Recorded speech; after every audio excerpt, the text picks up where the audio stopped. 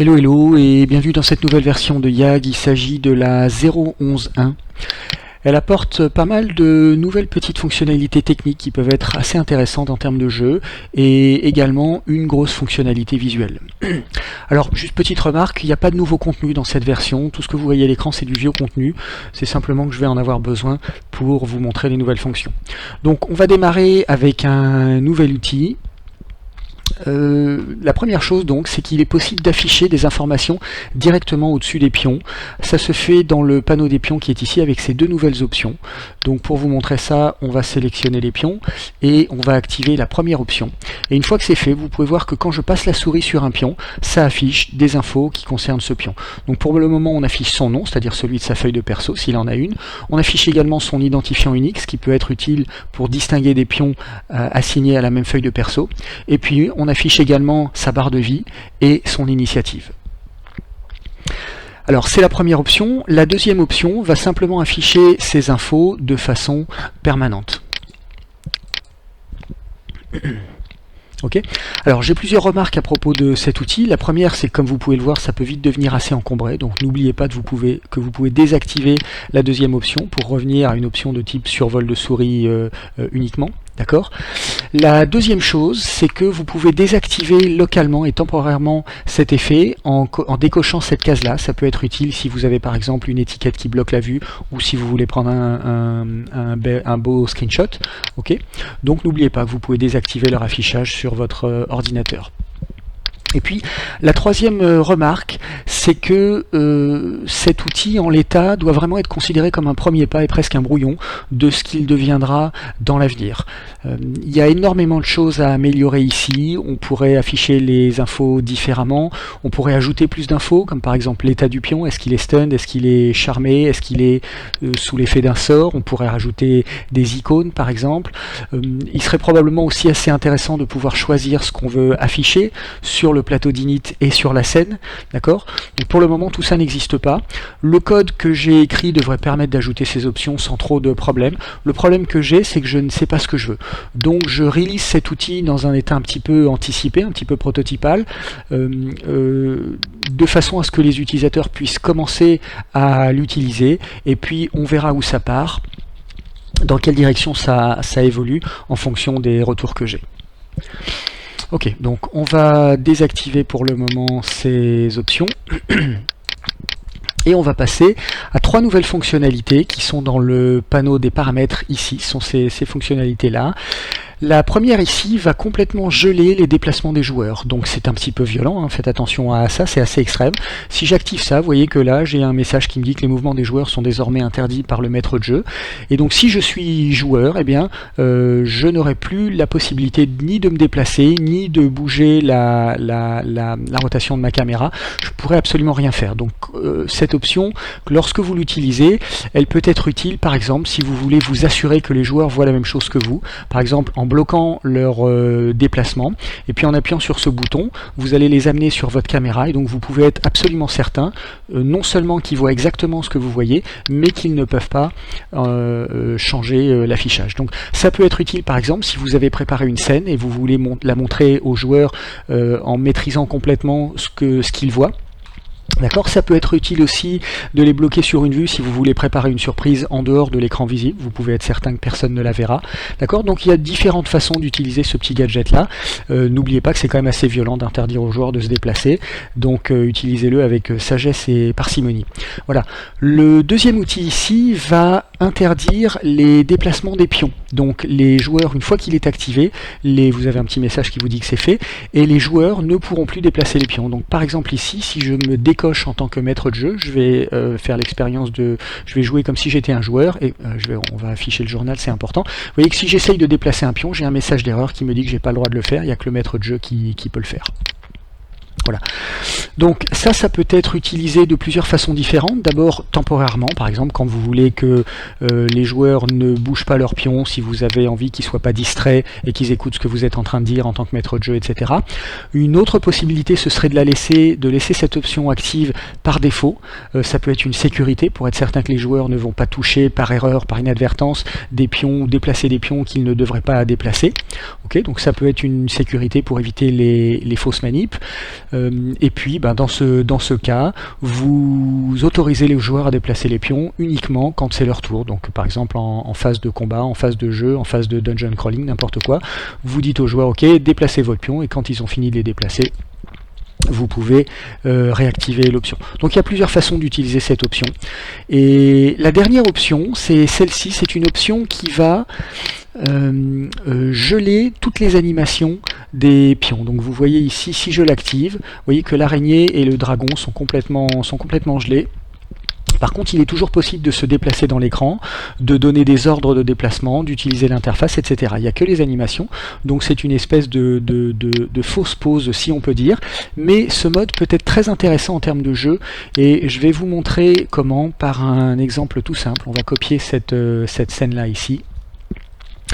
Imaginez que vous êtes le maître de jeu et que vous avez 2 joueurs qui jouent les gobelins. Donc c'est une situation qui est assez dramatique, une situation de panique, et vous pourriez dire ok, on est en panique, donc personne ne parle, je vais mettre en pause le jeu et vous allez simplement et silencieusement donner vos ordres à vos pions. Donc le premier joueur pourrait se dire ok, moi je suis un gobelin, j'ai peur d'une araignée géante, donc je vais me sauver. Le deuxième joueur pourrait se dire ben, je vais aller aider mon pote, donc je vais me rapprocher de lui. Et puis vous, en tant que maître de jeu, vous allez évidemment attaquer le gobelin le plus près.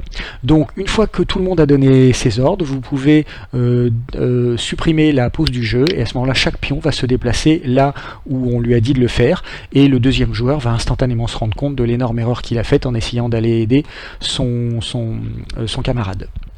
Voilà, donc ça peut être une façon d'utiliser ce type d'option, et je pense que ça peut être très très intéressant en phase de jeu et de combat. Voilà. J'ai quelques petites remarques à propos de ces options. La première, c'est que cette pause là, qui est ici, elle est globale, donc elle ne peut être utilisée que par le maître de jeu puisqu'elle va affecter tout le monde, mais on a également une petite pause locale qui est activée par la touche F4, qui fait exactement la même chose, mais qui ne s'applique qu'à votre ordinateur à vous. Donc là, ça peut être utile, que vous soyez maître de jeu ou joueur, n'a pas d'importance. Ça peut être utile si vous voulez prendre un joli screenshot et personne ne sera au courant. Et naturellement, quand vous retirez la pause, les pions se mettront à jour par rapport à l'état courant commun. Une autre remarque que je dois faire à propos de ces options, c'est que celle-ci est assez violente, hein. Interdire aux joueurs de se déplacer, c'est quand même un peu extrême, donc elle n'apparaît que sur le panneau des paramètres ici. Par contre, ces deux options sont beaucoup plus courantes, friser les joueurs ou mettre une pause sont beaucoup plus courantes, et du coup j'ai fait une copie de ces options sur le panneau des feuilles de perso. Ça peut vous aider à gérer votre round plus simplement, et puis il y a également une copie sur le bureau portatif. D'accord, donc vous avez ces options qui apparaissent également ici. Voilà pour ces 3 nouvelles options. Et puis pour finir, on a donc une nouvelle option visuelle qui se trouve ici. Donc ce panneau est le panneau où on pouvait trouver précédemment les filtres de couleurs, mais j'ai complètement réécrit le code de façon à ce que ça soit beaucoup plus facile pour moi de rajouter des effets. Donc maintenant c'est vraiment presque une affaire de drag and drop, donc c'est vraiment très très facile. Et donc la conséquence de ça, c'est que dans la liste des couleurs qu'on a ici, une première conséquence, c'est qu'au lieu d'avoir 150 couleurs comme on avait précédemment, on en a maintenant un petit peu plus de 1200. Donc c'est énorme. Alors comme d'habitude, on active la fonctionnalité en cliquant sur cette box ici, et puis ensuite on choisit notre effet. D'accord. Donc si on veut que le jeu ressemble à un très très vieux film des années 20 ou 30, on peut activer la lithographie ici. On a également, je crois, quelques exemples de fausses caméras thermiques. Ok, différents effets comme ça, etc., etc. Donc, il y en a 1200, donc je vais évidemment pas tous vous les montrer, mais c'est pour vous dire qu'il y a vraiment plein de possibilités, certaines classiques, certaines exotiques, beaucoup de nuances, etc., etc. Donc c'est assez riche. La deuxième conséquence, c'est qu'il m'a été possible désormais d'ajouter également des vrais effets de post-processing. Donc on peut les montrer en utilisant cette case ici. Donc vous voyez, alors ça change un peu les listes, mais les noms peuvent se ressembler parfois. Donc j'ai également rajouté, vous voyez, un petit cadre vert pour bien montrer ce qu'on est en train d'afficher. Donc ici on affiche les couleurs, et ici quand je coche, on affiche les outils, on affiche les effets. D'accord. Donc ces effets, on en a à peu près 70 et on peut en sélectionner plusieurs. d'accord? Donc ils peuvent être complètement combinés. Et ce bouton qui est ici va effacer totalement la liste de tous les effets sélectionnés. Donc quand on veut activer les effets, il faut commencer par activer le mécanisme ici. Et donc comme premier exemple, je vais par exemple vous montrer l'alarme qui est ici. Donc si je coche ce bouton là, vous voyez que ça met un petit effet d'alarme qui peut avertir les joueurs qu'ils ont déclenché une alarme ou un piège. Alors aussi autre remarque, pour l'instant l'affichage est le même chez tout le monde. Il n'est pas possible d'envoyer un effet chez un joueur et un autre effet différent chez un joueur différent. Donc tout le monde voit la même chose. Alors, naturellement, on a des effets plus compliqués, plus complexes que ça. On peut faire du surlignage, on peut faire trembler la caméra, simuler de la prise d'alcool, de drogue, des gouttes d'eau, des effets plus SF, etc., etc. Alors, j'ai une remarque très importante à faire à ce sujet. Imaginez qu'on joue dans un environnement plus moderne ou plus SF et qu'on soit tenté d'utiliser l'effet de néon vert ici, qui est un espèce de surlignage vert sur fond noir. Alors c'est très sympa comme effet, ça peut être utile dans certaines circonstances, mais vous voyez que il s'applique également à l'interface. Alors tous ces effets sont des effets de post-process, ce qui veut dire qu'ils sont appliqués à l'image finale après qu'elle ait été calculée par le jeu, et donc indistinctement à tous les éléments de l'image. Et donc en particulier, il s'applique également à tout ce qui est interface. Donc comme vous le voyez avec cet effet là, certains de ces effets vont rendre l'interface inutilisable. Alors elle est toujours active. Vous pouvez voir si je me balade au hasard dessus que de temps en temps je déclenche un tooltip. Donc les tooltips sont là, elle est toujours cliquable, mais évidemment elle est illisible et donc on ne peut pas l'utiliser. Et donc dans ce genre de situation, on est bloqué. On n'a aucun moyen de revenir sur une vision standard, sur un affichage standard. Et donc j'ai rajouté une touche sur le clavier qui est la touche fin. D'accord, qui permet de revenir à un affichage classique. Alors, ça ne désactive pas la liste qui est ici. Notre liste, elle est toujours là et on peut toujours réactiver nos effets en cochant ces cases-là. Ça se contente de décocher finalement ces deux cases, d'accord, pour désactiver l'application des effets. Alors cette nouvelle touche, elle est naturellement documentée ici. D'accord, vous pouvez appuyer dessus, donc sur le clavier virtuel, pour avoir toutes les infos. Et en fait, cette touche, elle est tellement importante que je lui ai fait, pardon, c'est ce panneau-là, que je lui ai fait un tooltip dédié avec un petit panneau d'attention, d'accord, pour vous rappeler que la touche fin repasse sur l'image, sur l'affichage par défaut. Donc c'est très important parce que si vous oubliez ça, vous pouvez vraiment vous retrouver dans une situation où vous êtes bloqué. Donc n'oubliez pas d'utiliser la touche fin pour revenir sur un affichage standard, c'est vraiment essentiel. Voilà. Alors, pour ceux d'entre vous qui pourraient être intéressés par le fait de préparer des screenshots ou des illustrations pour votre campagne, ou peut-être des icônes pour certains personnages ou monstres, etc., vous vous rendrez rapidement compte que les choses peuvent très vite devenir graphiques et assez dramatiques rapidement, et donc ça peut vraiment être très beau. Donc je vais terminer la vidéo en vous montrant ça dans quelques instants, mais tout d'abord une petite remarque. En préparant cette fonctionnalité, je l'ai testé avec une amie et elle m'a dit que ça pourrait être très utile d'avoir un écran vert pour rendre les choses plus faciles, pour rendre la préparation d'images dans des outils externes comme Photoshop, GIMP, etc. plus facile. Donc j'ai rajouté ici un petit matériau vert, bleu et blanc qui permet de se faire, en l'occurrence ici, un écran vert ou un écran bleu ou un écran blanc en fonction des options qui sont là. Donc là on va laisser l'écran vert.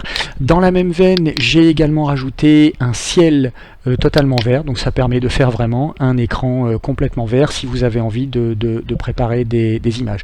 Donc ça peut être intéressant, par exemple, si vous voulez prendre une capture, vous pouvez utiliser quelques options, les options de lumière pour compléter ces effets. Par exemple, si on veut supprimer les ombres au sol, on peut désactiver le soleil. Évidemment, on va avoir besoin d'augmenter un petit peu la lumière ambiante, donc c'est pas très joli bien sûr, mais comme vous pouvez le voir, ça rend le travail sur l'image extrêmement facile. Vous pouvez détourer l'image, changer le fond ou rendre le fond transparent, le background, etc. Donc ça rend le travail sur l'image facile, ça peut être intéressant, vous pouvez le voir un petit peu comme un mode studio de YAG. Voilà, on va revenir aux options par défaut, et pour vous montrer deux trois petits trucs sympathiques, on va conserver ce fond vert et on va activer l'attaque l'attaque du dragon ici, et puis mettre une pause de façon à ce que je puisse vous montrer quelques effets sympas. Donc le premier truc que je voudrais vous montrer, c'est l'effet de crosshatch. Qu'est-ce que c'est? Je sais plus le traduire, le hachurage croisé, si on peut dire, noir et blanc, qui, on va activer l'effet bien évidemment, qui, comme vous le voyez, peut donner vraiment des illustrations tout à fait puissantes et dramatiques, avec des effets très contrastés de noir et de blanc. Donc c'est très très beau. On peut bien sûr encore accroître cet effet en ajoutant un surlignage ici. Et vous voyez que dans ce mode là, par exemple, le rhinocéros est vraiment magnifique. On a vraiment l'impression qu'il a été dessiné par un artiste talentueux, donc ça peut faire de très très belles illustrations. On peut également choisir d'avoir un petit peu plus de couleurs. On pourrait par exemple activer ici le deuxième Toon Shader qui est là, qui est assez prononcé et assez dramatique aussi, avec beaucoup d'effets de fortes couleurs de noir et blanc. Donc ça permet de faire des screenshots un petit peu exotiques, un petit peu forts, que vous voyez ici, en choisissant des angles de vue particuliers. Donc on a vraiment pas mal de possibilités.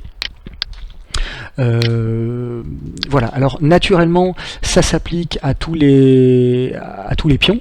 Vous voyez ici qu'on peut obtenir des ambiances tout à fait particulières. Ici ça pourrait faire une très belle ambiance un petit peu noire de BD, quelque chose comme ça. N'oubliez pas que vous pouvez toujours utiliser les lumières pour augmenter les options sur ces effets là. Donc là je rajoute un petit peu de lumière ambiante pour diminuer les ombres et obtenir quelque chose pardon, de moins dramatique, comme vous pouvez voir. Ok, voilà. On va revenir sur les options d'éclairage par défaut, et je vais terminer en vous montrant un dernier effet. Donc on va tout désactiver ici, qui est le premier Toon Shader et qui permet d'obtenir de très très belles illustrations. Vous voyez, je vais l'activer ici. Donc vous voyez que l'araignée qu'on a ici pourrait faire une très très belle illustration avec des lignes claires bien détaillées. Donc là encore, si vous voulez préparer un screen ou une icône pour un pion ou un monstre ou quelque chose comme ça, il y a vraiment de belles options à creuser de ce côté-là. Voilà, on va désactiver tout ça, on va supprimer la pause, et puis je vais terminer cette vidéo ici. Je crois que j'ai fini de vous montrer tout ce que je voulais vous montrer. Je vous remercie beaucoup de l'avoir regardé jusqu'au bout, j'espère que ça vous a plu, et puis si c'est le cas, comme d'habitude, on se retrouve dans la prochaine. Merci beaucoup, à très bientôt, ciao.